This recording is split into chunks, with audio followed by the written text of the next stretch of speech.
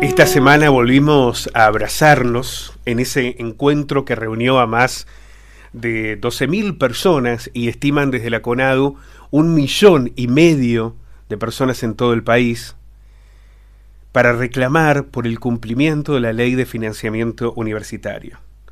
12.000 personas en Río Cuarto que volvieron a abrazar a la universidad pública, al sentido de la universidad pública. Ese sentido colectivo, el que permite que 20.000 pibes y pibas todos los días concurran al campus con el sueño de convertirse en profesionales.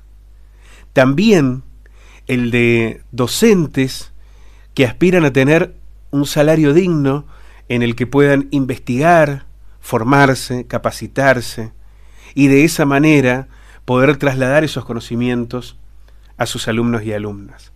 También de los trabajadores no docentes, aquellos que cada día permiten que la universidad sea un espacio de contención y de trabajo educativo. Frente a esa multitudinaria expresión, insisto, 1,5 millones de personas en toda la Argentina, miles y miles en cada una de las capitales y en las ciudades donde hay universidades públicas, y de lo que ocurrió en nuestra ciudad, el gobierno nacional insistió con desestimar, estigmatizar, insultar a quienes defienden a la educación pública. Javier Milei, mucho antes de ser presidente, descreía de la universidad pública como sistema. Hubiese preferido que la articulación, recuerden, los ayudo en este ejercicio. Durante el debate presidencial con Sergio Massa, en la que Massa le preguntaba qué iba a hacer, él decía que iba a sostener la educación pública, pero que tenía 3 capas de intervención el modelo que él aplicaba, y que en la última etapa de intervención ahí aparecía la mercantilización. Porque para Milei, la universidad pública tal como está, solo beneficia a los sectores altos. Esta idea de la casta, ¿no? Que en realidad es absolutamente mentirosa, porque el gobierno de Milei está pensado para esa casta. Pero ¿por qué lo señala? Para que los sectores medios y vulnerables crean que la universidad pública no los contiene. Por eso la invitación que hacíamos la semana pasada. Porque cuando uno recorre cada uno de los espacios y las aulas de la universidad pública aquí en Río Cuarto nada más, podemos advertir que una inmensa mayoría son hijos e hijas de trabajadoras. Que ese prejuicio con el que Milei sostiene ese posicionamiento en realidad está relacionado con las matrices del modelo económico. Pero vamos a escuchar qué piensa el presidente de la universidad pública. Fíjense lo que es interesante, lo que implicaría el aumento para las universidades, que en el fondo sería ceder a la vieja política, a la vieja forma de hacer política, de ignorar la restricción de presupuesto, implicaría volver a las andadas y volver a los niveles de riesgo país que teníamos con el kirchnerismo. Consideramos que es un mero eufemismo para defender los curros de 3, 4 delincuentes que utilizan una causa noble y la prostituyen para ganar dinero a costa de robárselos a los alumnos y a los profesores y a lo que tiene que ver con los edificios y demás. Me parece que no hay mucho más que discutir, independientemente de lo que diga la opinión pública o el terror que le tengan muchos a decir la verdad. Nosotros vinimos a terminar con los curros. En el plano de la educación superior, la creación de universidades se ha convertido en un negocio más de la política, y en los profesorados e institutos de formación docente proliferan currículas educativas de izquierda, abiertamente anticapitalistas y antiliberales, en un país en el cual lo que se necesita es más capitalismo y más libertad. Durante toda la campaña me han escuchado decir que preferimos decir una verdad incómoda que una mentira confortable.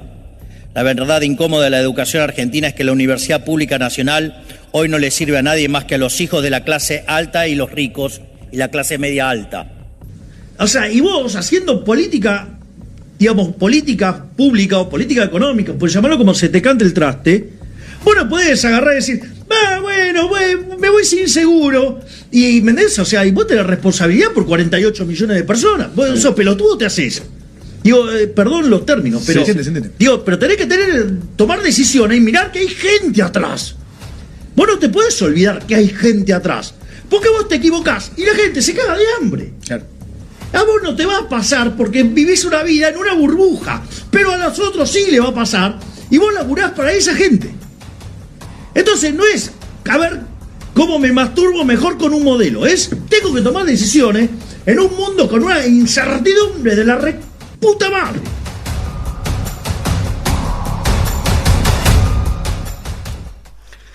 Hay una tentación del gobierno nacional y en particular del discurso de Milei para intentar descalificar a un sector y allí generar las instancias de financiamiento y de ajuste, es vincularlo con la corrupción. Entonces, plantearon, por ejemplo, que las personas con discapacidad eran aprovechadores, eran vividores del Estado. Lo hicieron también con los jubilados a través del PAMI, lo hicieron con la educación pública a través de los docentes, con actos de miserabilidad, de mentiras, de supuestas auditorías, de falsedades, en la que fueron construyendo un discurso que algunos compraron. Entonces salieron a repetir casi sistemáticamente esas mismas palabras cargadas de odio y de estigmatización. Lo cierto es que frente a esta multitudinaria expresión de la universidad pública, el gobierno insiste con no cumplir la ley y ahora será la Corte Suprema la que deberá definir qué hacer. Vamos a sumar a este análisis al doctor Enrique Novo, que además es, no solo es docente universitario, sino que es abogado, asesor de otros profesores y profesoras que han decidido recurrir a la justicia para reclamar por el pago de los saberes que deberían haber sido incrementados, tal como le estipula la Ley de Financiamiento Universitaria, que el Gobierno Nacional incumple, y además reconocer qué puede hacer la Corte Suprema frente a esto. Doctor Novo, ¿cómo le va? Buenos días. Hola Pablo, muy buenos días. Un placer. Doctor, se abre esta última instancia frente a lo que ha sido primero la ratificación del Congreso Nacional, incluso ante el veto del presidente Javier Milei, luego de distintas instancias judiciales que han señalado la constitucionalidad y la necesidad de que se aplique esta ley de financiamiento, y ahora es la Corte la que debe definir. ¿Qué puede pasar? Bueno, si respetara la Corte su doctrina de precedentes, la lógica es que tendría que rechazar el recurso extraordinario planteado por el Estado, en primer lugar, porque no es común que llegue a la Corte cuestiones vinculadas a medidas cautelares, es muy excepcional. Y en segundo lugar, porque los argumentos del gobierno resultan tan absurdos que el día de mañana lo vamos a analizar como un caso de laboratorio de que no hay límites, en algunos casos, para el ejercicio profesional, de incorporar argumentos totalmente irrazonables sin ponerse colorados. En realidad, si uno lee el expediente y se pone fuera de la dicotomía esta entre lo que predica el presidente de una u otro lado, ¿no?, de la cancha, por así decirlo, y lo analiza desde el punto de vista jurídico, científico o académico, es realmente un dislate, un disparate. Pero bueno, tenemos un momento político que se aproxima a esas palabras y eso se traslada a un expediente jurídico. Un expediente que en otro momento sería innecesario, porque no pueden las universidades ir a pedirle a la justicia que el Poder Ejecutivo cumpla con una ley, porque es el principal obligado a hacerlo. porque forma parte del mismo Estado. Pero nos han llevado a un escenario de tanta incertidumbre y tanto grito, que en realidad se ha ensordecido a parte de la población, y ahora tenemos que esperar que la Corte Suprema ponga el punto sobre las IES. Esta ley debería haberse cumplido desde noviembre del año pasado. Los docentes y los no docentes y trabajadores de las universidades públicas de todo el país tendrían que haber percibido lo que específicamente dice esa ley, votada por las 2/3 partes del Congreso. Sin embargo, estamos en esta situación de total anomalía, de total apartamiento de lo que dice nuestra Constitución Nacional, solamente comparable a la nefasta época de los gobiernos militares. En una última reunión vinculada a estos problemas académicos, gremiales, ¿no? A uno docente decía, peor que este presidente no puede haber. Sí, claro que puede haber algo peor. Fue lo que vivió el país entre el 76 y el 83. Por eso no pidamos algo peor, por favor.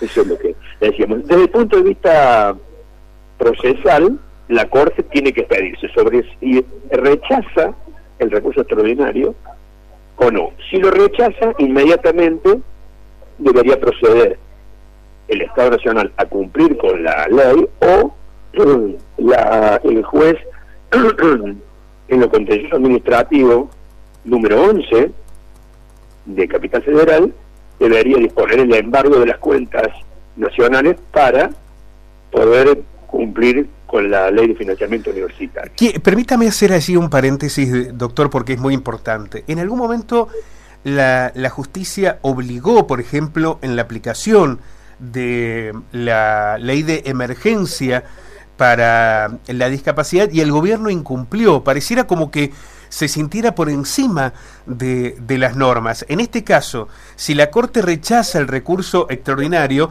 el juez podría directamente embargar las cuentas. Sería un momento institucional inédito para la Argentina. Bueno, Pablo, en realidad no lo es, porque hay muchísimos juicios en contra del Estado Nacional que incumple, y en eso no es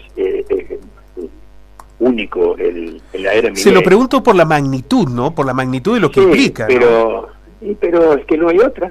Cuando hay un incumplimiento de una sentencia por parte del Estado, el juez debe prever incorporar las medidas al expediente conducentes al cumplimiento. Y para eso están los jueces, porque si no estaríamos siempre a la espera de lo que haga un presidente, un gobernador, un intendente, y si no cumple con la Constitución o no cumple con las leyes, quedaríamos al desamparo. Para eso existe el Poder Judicial. Ojalá que el Poder Judicial esté a la altura de las circunstancias y se mantenga con la tesitura que lo hizo el juez de primera instancia, la Cámara Contencioso Administrativa Federal, y ahora el cimero tribunal. Yo no veo la excusa desde el punto de vista jurídico que podría encontrar para no hacerlo, porque es mucho más simple rechazar en 2 renglones ese recurso extraordinario, que es un conjunto de blasfemias, que ponerse a tratar de abrirlo y frenar el financiamiento de las universidades, porque ya pasaría los integrantes de la Corte a ser cómplices del presidente y del jefe de gabinete. Espero que no. En paralelo, vos me preguntabas, los docentes de la Universidad de Río Cuarto han iniciado los reclamos administrativos. Ya se le ha vencido el plazo al gobierno para expedirse, por lo tanto, todos los que iniciaron los reclamos en diciembre están en condiciones de presentar sus demandas. Estas demandas apuntan a recuperar el terreno perdido, es decir, a cobrar lo que no cobraron desde noviembre hasta la fecha. Ojalá que la Corte rechace pronto el recurso extraordinario, la ley se empieza a cumplir. Si la ley se empieza a cumplir, se va a empezar a cumplir de acá para adelante. Así los docentes pueden recuperar judicialmente lo que perdieron de noviembre hasta la fecha. Este dato es interesante. Cuando la Corte defina, recién a partir de esa resolución de la Corte comienza a regir la norma. ¿No sería retroactiva al momento de la aprobación en el Congreso? Por supuesto que es retroactiva, pero el cumplimiento del gobierno no va a ser retroactivo. Ajá. Ojalá que la realidad tape mis dichos, ¿no? No creo, yo creo que si van a autorizar los embargos, van a autorizar los embargos a partir de la fecha en que quede expedita la sentencia. Y lo retroactivo va a haber que reclamarlo. Por eso nosotros nos adelantamos. Ahora, si el gobierno, como consecuencia de la orden judicial, abona lo adeudado de noviembre, lo que hemos hecho en Río Cuarto quedaría en abstracto. Ojalá, porque sería mucho más rápido, ¿no? Pero no creo, la verdad que no creo. Doctor, ¿qué tiempo tiene la Corte para resolver este tema? Porque hay una necesidad de darle un cierre a todo este proceso que comenzó en diciembre, la aprobación, ratificación de la norma. En realidad es un problema que viene desde el mismo momento de la asunción de Milei, pero digo en particular con la ley. Desde diciembre estamos frente a este nivel de incertidumbre. ¿Qué tiempo tiene la Corte Suprema para resolver? Mirá, has hecho una pregunta que se la hace gran parte de la población.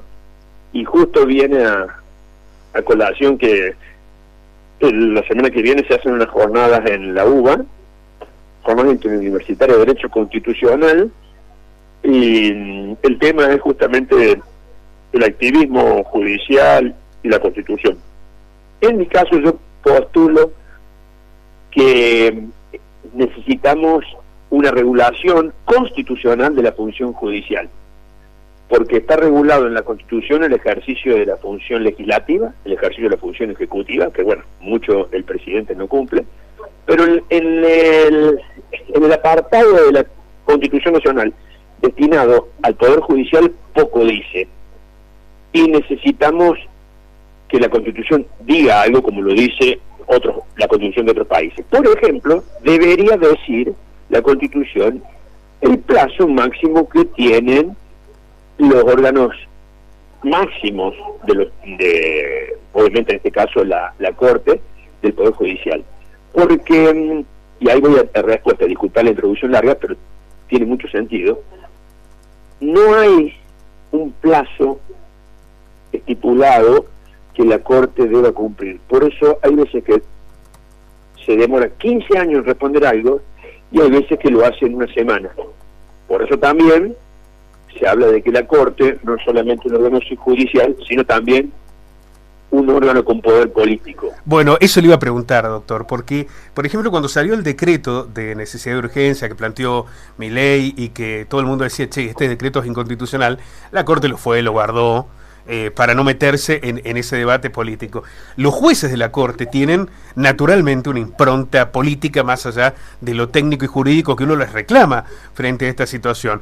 Podrían, por ejemplo, encajonar durante un largo tiempo este pedido y que en el medio simplemente se extienda la incertidumbre y no jueguen a favor, digamos, no se planteen en contra de ese recurso extraordinario del gobierno nacional, aunque naturalmente van a estar en contra de las necesidades y urgencias que tienen las universidades. Tal cual.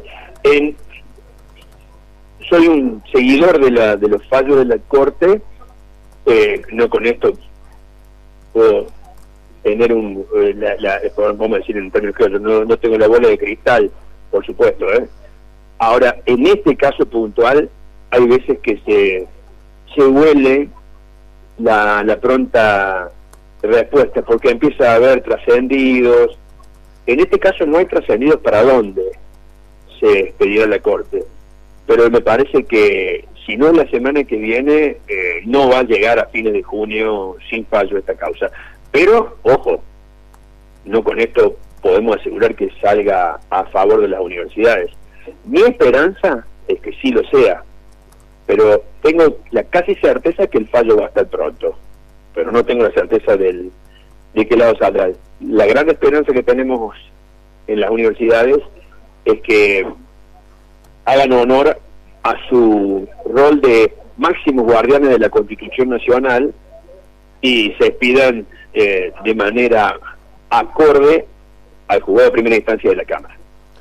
¿Con qué argumento podrían, o cómo podría imaginarse que pudieran favorecer al gobierno frente a una ley aprobada con amplísima mayoría del Congreso? ¿Qué argumento podría pensarse de que no sea a favor de las universidades esta resolución? El argumento que que podrían incorporarse es un argumento económico-financiero. Incorporarían páginas de nebulosa, no me sale la palabra justa, porque en realidad yo quería decir que es un nubarrón jurídico cuando se incorporan términos económico-financieros inentendibles, como son en algún caso los discursos de Milei.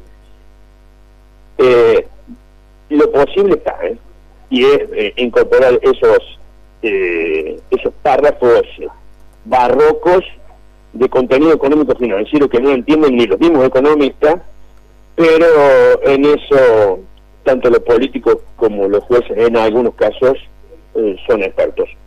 Sinceramente tengo la esperanza que eso no suceda. Ahora, que no es imposible, Bueno, aquí ocuparía un rol extraño la Corte Suprema, ¿no? El de ponerse en decidor de la administración de los recursos en la Argentina, una decisión que es puramente política.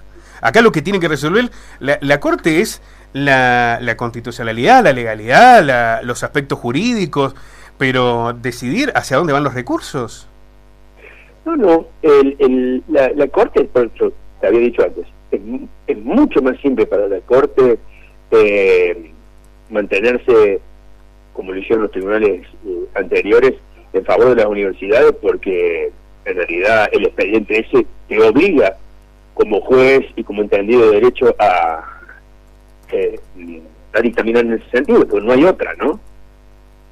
Ahora, si los jueces están pensando de acá hacia adelante, si ellos tienen la mente fría de pensar de acá hacia adelante, que pueden quedar como cómplices de un presidente abiertamente inconstitucional, pueden tener consecuencias en el futuro, negativas, estoy hablando de los jueces. Ahora, si hay alguna cuestión personal o particular que les impida mirar hacia adelante y solamente están analizando cuestiones coyunturales o presiones personales que puede tener cada uno de los tres, ahí puede pasar cualquier cosa.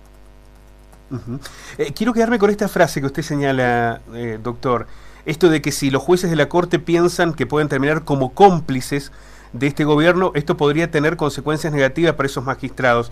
Esto implicaría que podría ser hasta un argumento de juicio político. Totalmente.